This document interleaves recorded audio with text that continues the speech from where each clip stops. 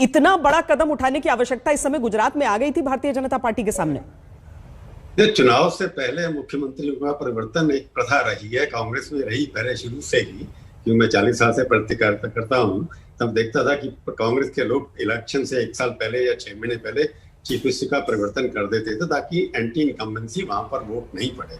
यहाँ पर भी आपने देखा होगा, जब मोदी जी गए थे, उनसे पहले जब केशुभाई जी की जगह गए थे, तभी चुनाव से पहले उनको भेजा गया था।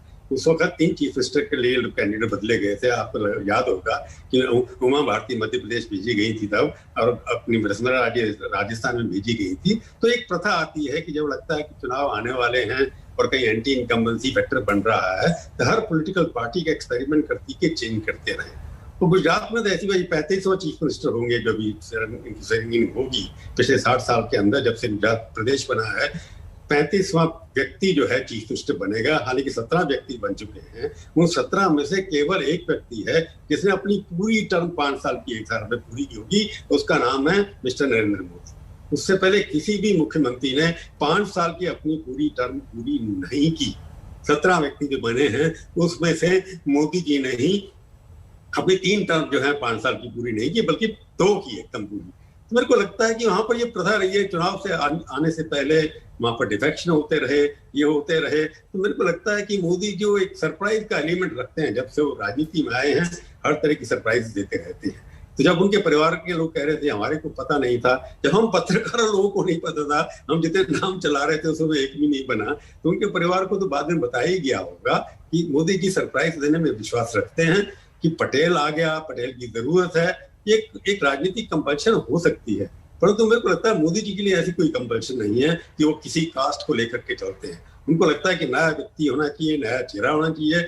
एक्सीडेंटली वो पटेल है या कलेवा पटेल है या दूसरा पटेल है, राजनीति में उनके सामने बैठते नहीं। उनको लगता है फैक्शन का कोई आदमी होना चाहिए। हालांकि जब आनंदीबेन उनकी जगह आई थी, मुझे लगता थी वो उनकी काफी नजदीक थी, इसलिए उनको बनाया गया। उसके बाद अगर रूपानी साहब आए, वो पहली बार आए कि जो पटेल से नहीं थे, जैन समाज से संबंध रखते थे, कि वो गुजरात के अपने शाह साहब के नजदीक है। तो इस बार देखिए, डीमोनेटाइजेशन से लेकर के 370 तक जितने भी गवर्नर अपॉइंट किए, जितने मंत्री अपॉइंट किए, IAS IFS, तो मोदी जी की एक तरीका है कि वो सरप्राइज देते हैं और ऐसे व्यक्ति को चुनते हैं जिसके बारे में लोग सोच भी नहीं सकते। उनका यह है कि वर्कर जो है, जिसको अभी तक किसी ने कुछ नहीं दिया, उसको ही ऐसा एक बार देना चाहिए, नई लीडरशिप खड़ी करनी चाहिए।